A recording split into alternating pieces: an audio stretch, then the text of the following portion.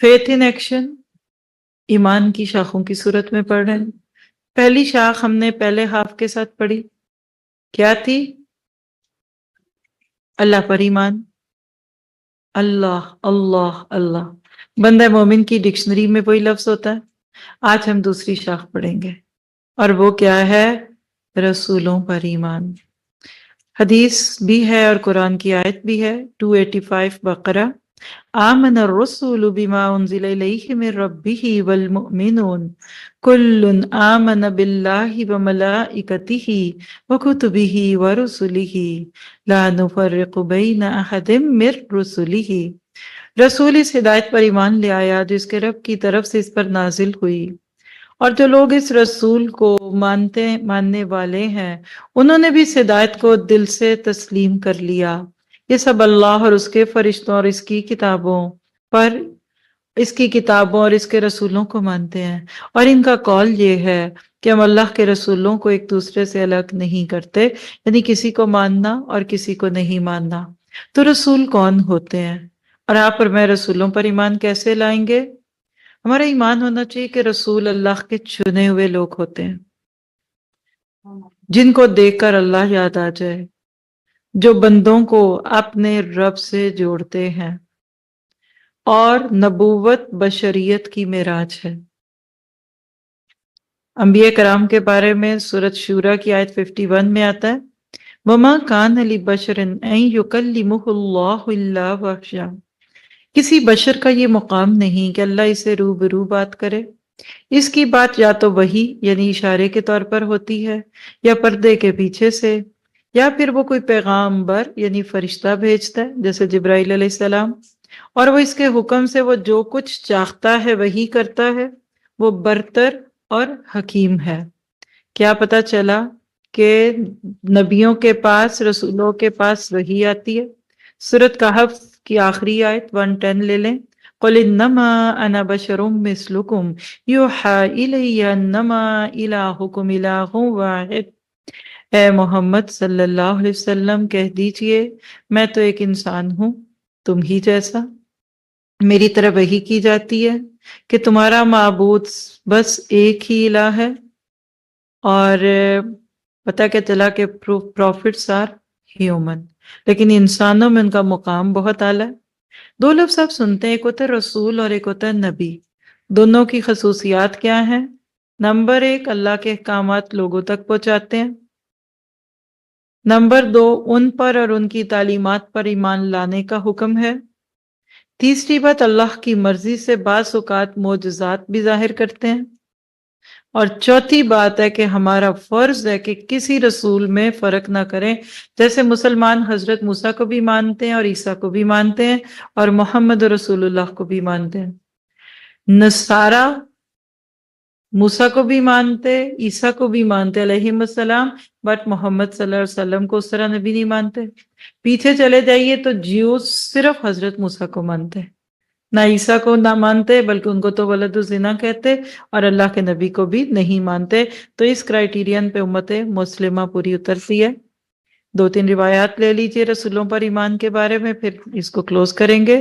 بخاری کی روایت ہے 4777، آپ نے فرمایا ایمان یہ ہے کہ تم اللہ پاک کے وجود اور اس کی وحدانیت پر ایمان لاؤ، اور اس کے فرشتوں کے وجود پر اور اس کی ملاقات کے برحق ہونے پر، اور اس کے رسولوں کے برحق ہونے پر، اور مرنے کے بعد دوبارہ جی اٹھنے پر ایمان لے آؤ۔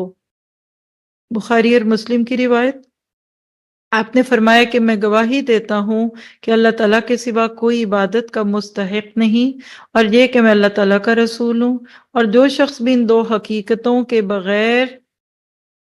حقیقتوں پر بغیر شک اور شبے کے ایمان رکھتے ہوئے اللہ تعالیٰ کے حضور پیش ہوگا، وہ جنت سے محروم نہیں رہے گا۔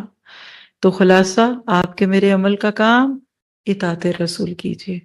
وَمَن يُطِعِ الرَّسُولَ فَقَدْ أَطَاعَ اللَّهَ، جس نے رسول کی اطاعت کی اس نے دراصل اللہ کی اطاعت کی۔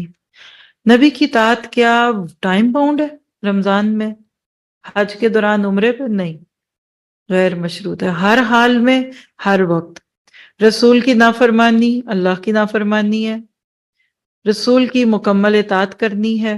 نبی اور رسول اعلیٰ صفات اور بہترین اخلاق والے ہوتے ہیں، ہمیں بھی ویسا بننے کی کوشش کرنی ہے۔ اور اللہ کے نبی کے بارے میں یاد رکھیے وَرَفَعْنَا لَكَ ذِكْرَكَ، اللہ نے ان کا ذکر بلند کر دیا۔ کیا پتہ چلا کہ اللہ کے نبی کا مقام اور مرتبہ سب سے اوپر ہے۔ اور ایک چیز جس پہ ایمان لائے بغیر آپ کا میرا کوئی عمل قبول نہیں، وہ کیا ہے کہ آپ خاتم النبیین تھے، آخری نبی تھے۔ قرآن کیا کہتا ہے وَلَٰكِن رسول اللہ وخاتم النبیین، ہم پڑھیں گے دورہ قرآن میں سورۃ الاحزاب کی آیت ہے۔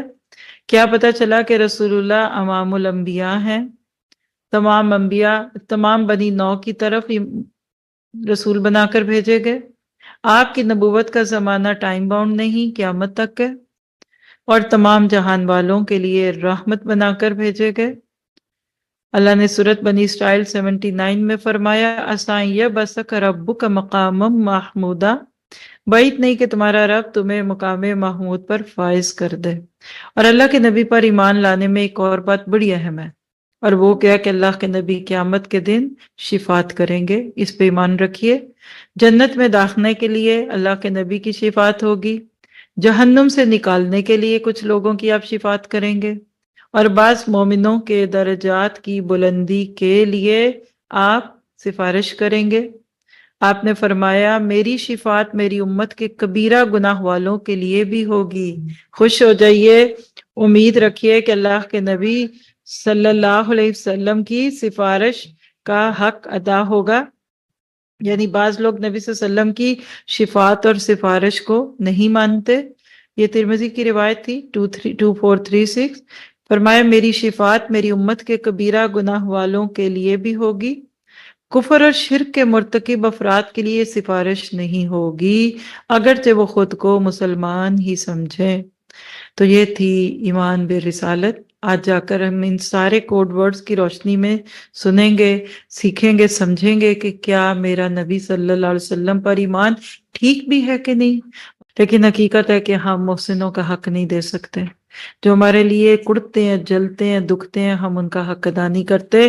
اللہ کے نبی نے تو بقا کی کیفیت پہ آ کے امت کا درد کھینچا تھا، آج امت نے اللہ کے نبی کی تعلیمات کو بھلا دیا۔ میں اپنی بات کو اس شعر کو اللہ کے نبی کی نظر کرتے ہوئے کلوز کروں گی۔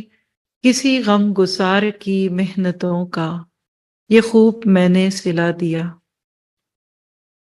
کہ جو میرے غم میں گھلا گیا اسے میں نے دل سے بھلا دیا۔ سبحان ربک رب العزت عما یصفون وسلام علی المرسلین والحمد للہ رب العالمین۔